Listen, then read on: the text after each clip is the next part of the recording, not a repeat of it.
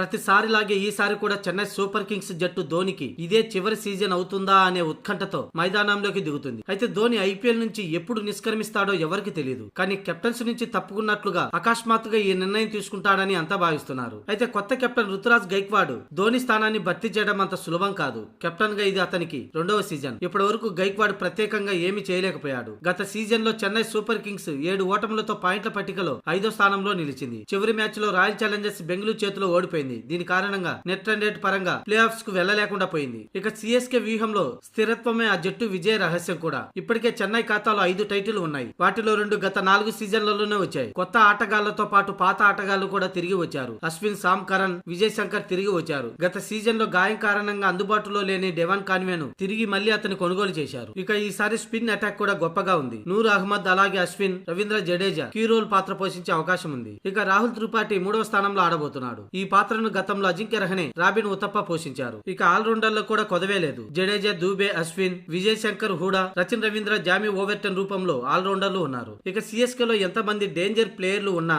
ధోని పాత్ర చాలా కీలకం. గత సీజన్ లో ఎంఎస్ ధోని 220.54 స్ట్రైక్ రేట్ తో పరుగుల వర్షం కురిపించాడు. ఇది అన్ని సీజన్లలో ధోని అత్యధిక స్ట్రైక్ రేట్ గా నిలిచింది. కేవలం 73 బంతుల్లోనే 14 ఫోర్లు, 13 సిక్సర్లతో 161 పరుగులు చేశాడు. ఇప్పుడు 43 ఏళ్ల వయసు ఉన్న ధోని ఈ సీజన్ లో కూడా అదే ప్రభావాన్ని చూపగలడా లేదా అనే దానిపై అందరి దృష్టి నెలకొంది.